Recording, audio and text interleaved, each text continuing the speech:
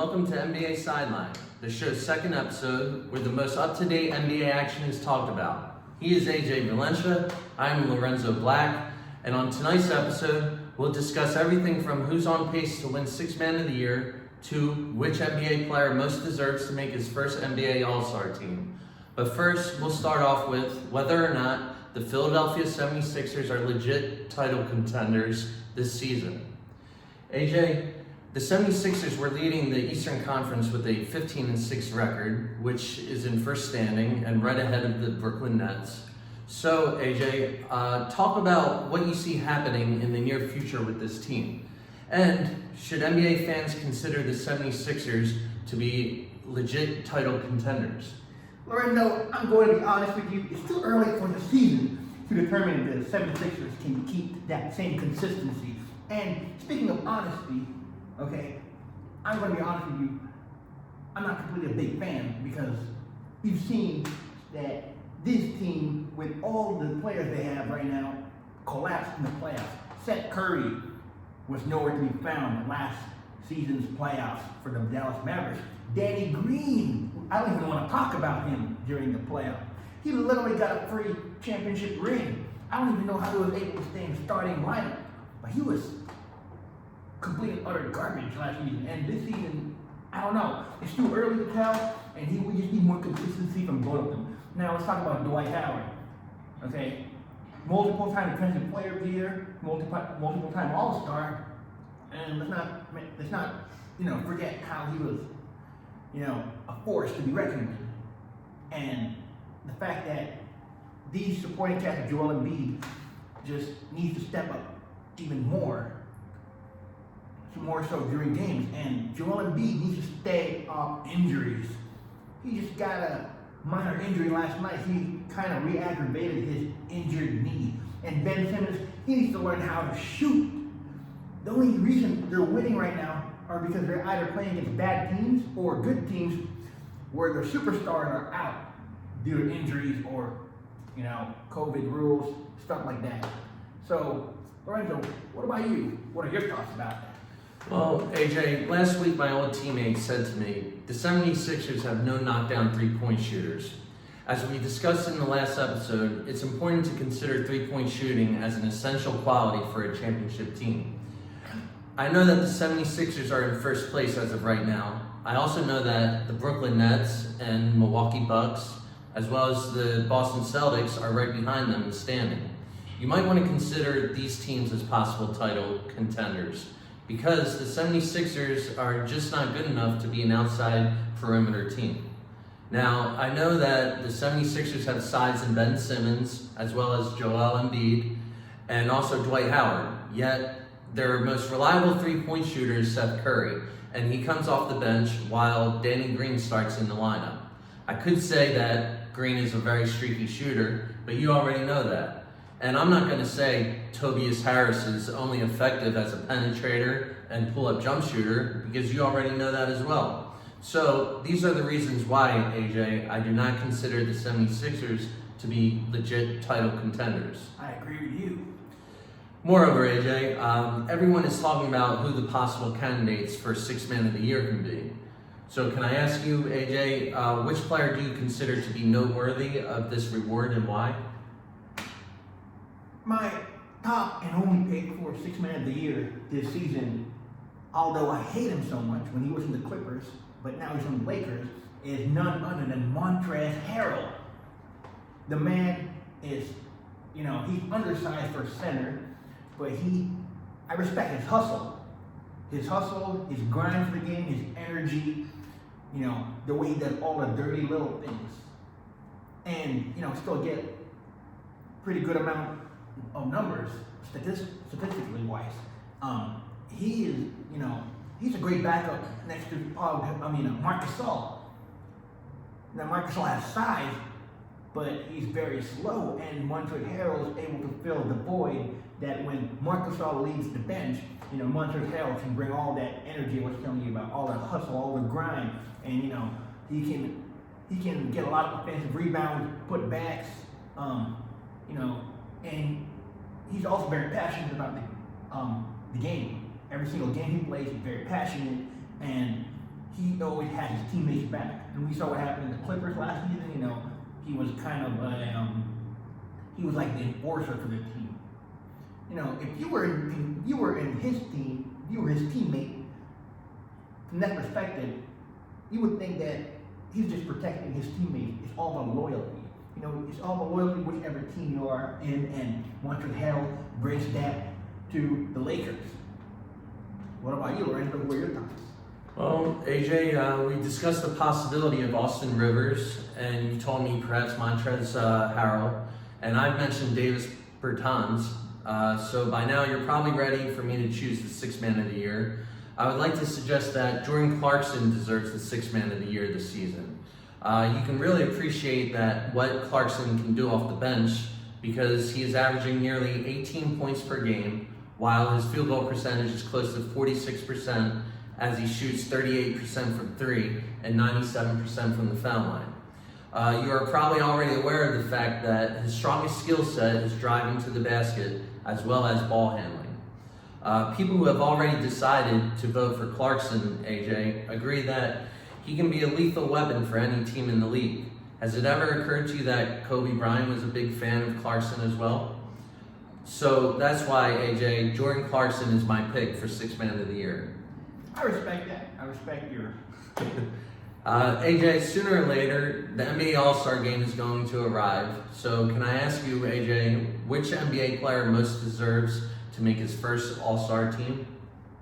Lorenzo, I think the NBA player who deserves to make his first All-Star team is probably Christian Wood. Because, as I mentioned in the last episode, the man was undrafted, he played overseas, he lost his NBA roster spot, and he bounced back when he came back to the league. Now I understand he had a frustrating injury last night that may or may not be a season-ending injury, but still, he was putting up good numbers before that, averaging a double-double. You know, he was outplaying almost anyone in the Rockets roster at the moment. You know, I mean, the reason in part being because John Wall just came back from injury.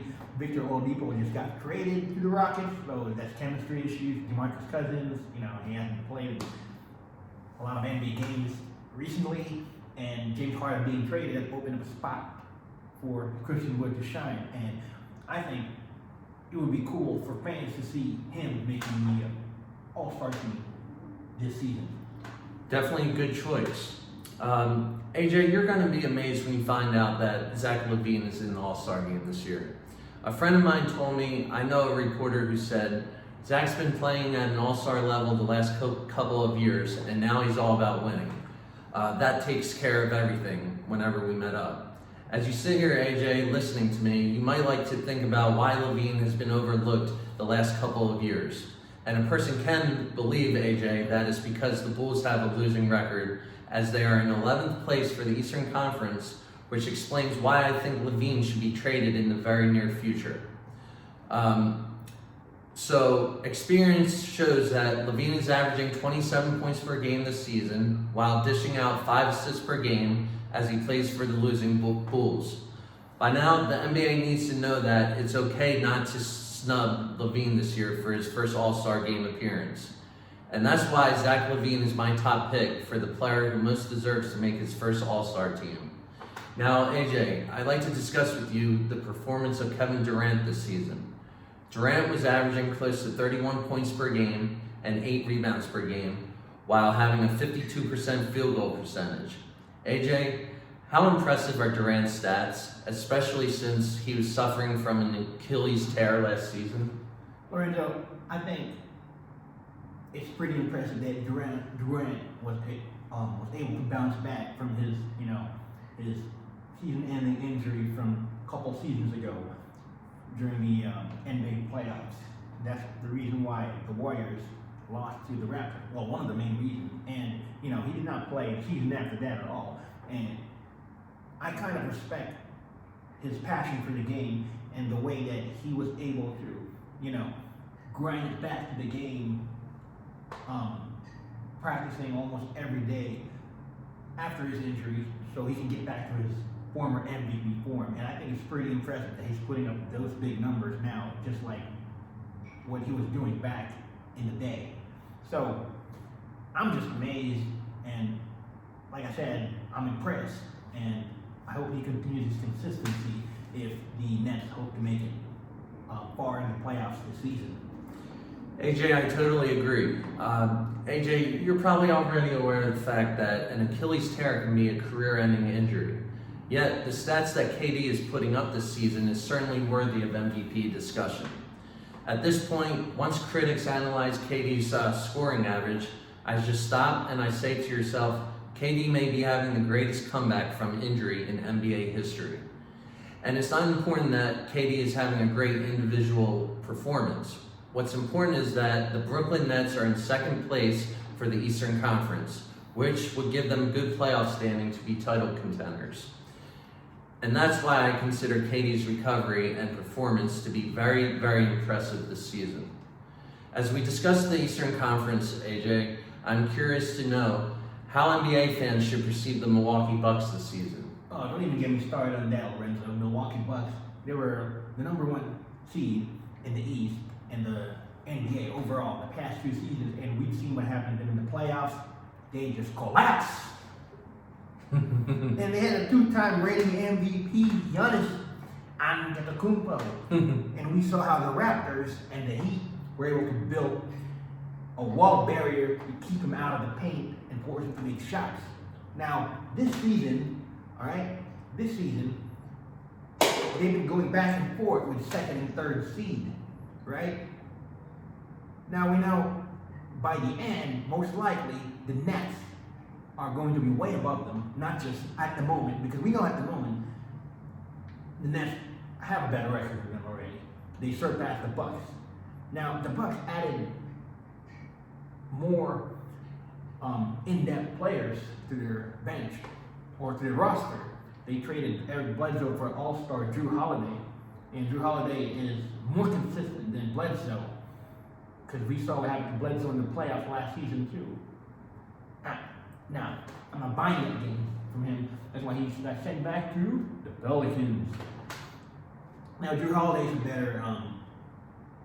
He has more length, better defender than Eric Bledsoe, and Brook Lopez is still on the roster, which is pretty nice. He can still put up good numbers like an All-Star year. Chris Middleton, the same thing, consistency every night. Now, Giannis just needs to have a consistent shot, and I think they could probably make the NBA Finals. But this year, I don't see them making the NBA Finals at all this season. There's just so many good teams in the East right now. The Nets, the Sixers, the Celtics. There's just way too many. Even the Atlanta Hawks, they're rising up. And I think the Bucks need to do something now to surround Giannis with better supporting cast. What about you, Lorenzo? Well, AJ, the Bucks finished 56-17 last season in the bubble, and I think it's safe to say that they're not going to top that this year. Some people say to me, yeah, but the Bucks are still in second place. But I know that the Bucks still haven't improved that much since their trade. Maybe it's not that they had to make a change in the point guard position by trading Bledsoe for Holiday. Maybe it's they need more production out of the 2-guard spot where DiVincenzo plays. I'm wondering if DiVincenzo would even start on most NBA teams, as he only averages 9 points per game. You may view him to be the starting lineup's weakest link, because all the other positions are fairly dominant, as Lopez starts at center and Giannis starts at power forward, while Middleton plays small forward and Holiday is at point. You might, AJ, become aware of DiVincenzo becoming the team's X factor when you begin to watch the playoffs. And that's why I view the Bucks, AJ, to be set up for failure this season by not winning the NBA title. Now, AJ, let's focus on the Western Conference. A person might, question whether or not the Houston Rockets can be a low-key playoff contender. The fact that the Rockets set a franchise record with 28 three-pointers made in a victory against Oklahoma City, while connecting on a 28 of 52 from behind the arc, means that they are beginning to creep up in playoff standing. Now, the Rockets are in 9th place and have a 10-9 record, which is tied with the Portland Trail Blazers. So, AJ, how do you feel about the Houston Rockets as a whole? Lorenzo, the Blazers and the Rockets are tied for the same spot in the Western Conference, but as of right now, the Blazers have a higher chance of making the playoffs, mainly because they have team chemistry, and the Rockets just lost Christian Wood to injury last night, and he's one of the biggest, X factor for this season. I mean, yeah, you still have DeMarcus Cousins, John Wall, and Victor Oladipo, but all of these guys haven't played together so much this season. And Christian Wood, like I said, he was an X factor. He was kind of the guy who glued them together. Because when he's performing well, everybody performs well. And at 28 three-pointers, I have to tell you, it's pretty impressive, for a team that everybody thought that would not be on playoff contention this season, and now they beat an NBA record, 28 three-pointers. The coach just had to give every single person in his roster a chance to show what he can do. Because 28 three-pointers is not a joke. It means everybody contributed. That means if Christian Wood does, in fact, return, then him, Cousins, Wall, and Oladipo can potentially be a big four. And I think Rockets and Blazers can then be competitive enough with each other. What about you, Lorenzo? What do you think of the Houston Rockets? Well, AJ, it's interesting because as I look over the Houston Rockets team roster, I see a group of balanced players. It's important to note that John Wall is a great team leader and has really improved his outside jump shot.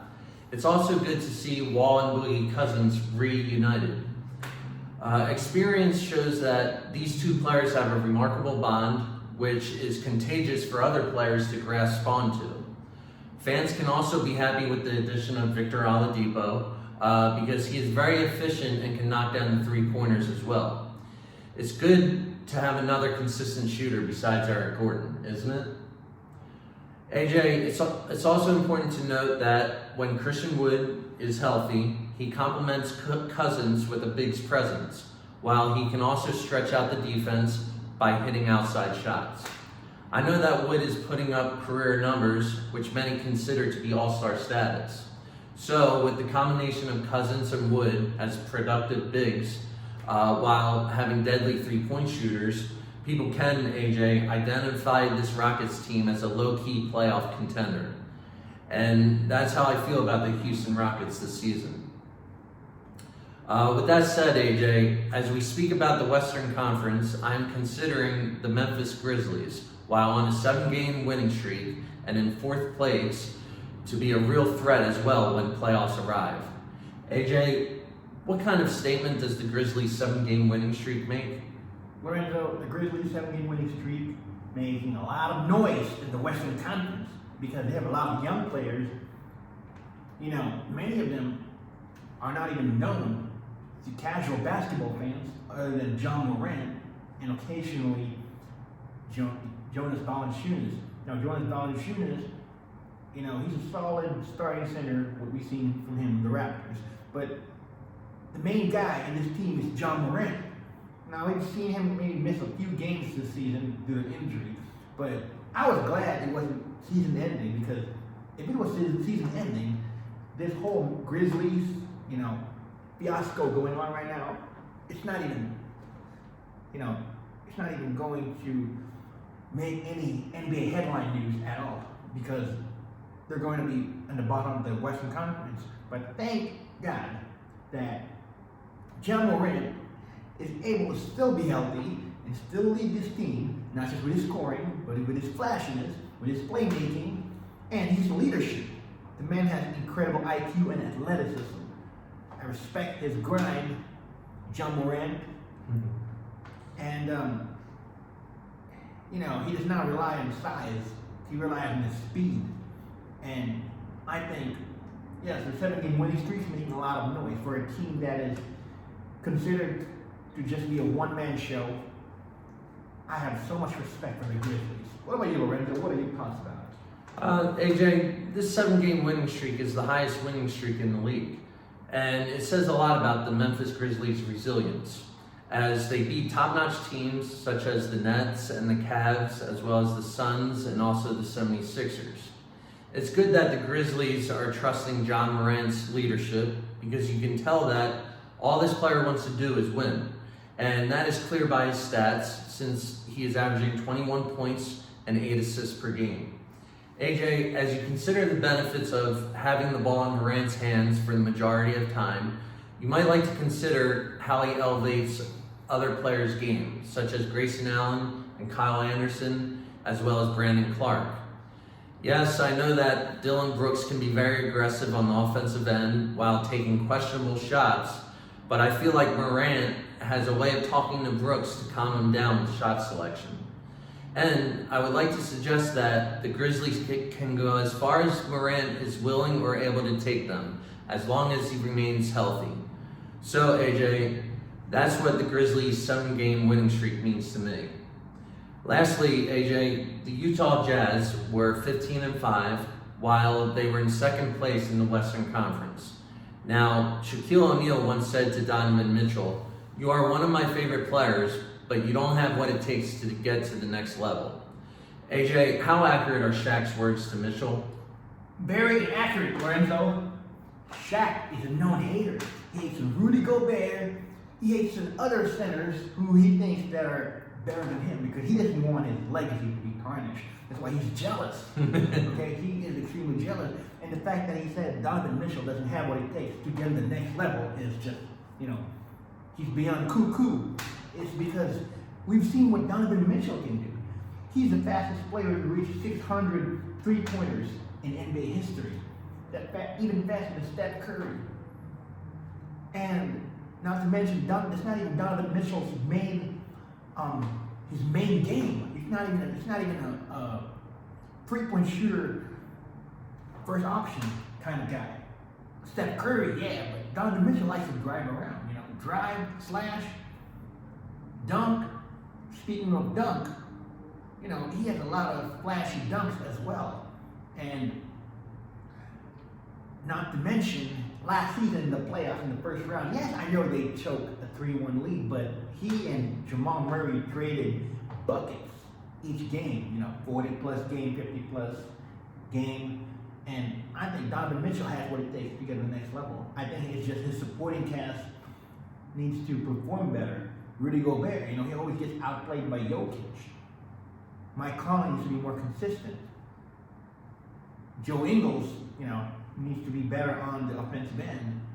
And now that they got Bogdanovich back, I see this team is going to be a real threat this season and in the playoffs. Just more consistency and chemistry. What about you, Lorenzo? What do you think? AJ, you make some very interesting points. However, I totally agree with Shaq. It's easy to agree with Shaq when the Clippers and Lakers are in Mitchell's conference. Basically, Shaq's words to Mitchell means that the Utah Jazz do not have an answer for LeBron James or Anthony Davis or Kawhi Leonard or even Paul George. A person can, AJ, think that Shaq is speaking facts because Mitchell has not shown that he can advance the Jazz with the surrounding players that he has. Experience shows that Mitchell will have to do something different than what he's done in the prior years of the playoffs in order to advance. And AJ, I'm not going to tell you that Shaq was trying to trigger something in Mitchell, because you know that he probably wants to be wrong and to see Mitchell succeed. Yet, wouldn't you agree that Mitchell needs to be on a different team, or the Jazz need to make moves for better players so they can get to the next level? So that's why, AJ, I feel like Shaq is correct in saying that Mitchell doesn't have what it takes to advance. And that's this week's episode of the NBA Sideline, brought to you by our sponsor, Marie Buckley, Nevada's top real estate agent. Subscribe to our podcast on iTunes or Spotify, and watch the full episode on our NBA Sideline YouTube channel. Be sure to add us on Instagram at NBA Sideline Official to join the conversation. And if you'd like to reach out to us to discuss more topics, make sure to email nbasideline@gmail.com. Don't forget to join us next week for another key episode. Thank you for listening.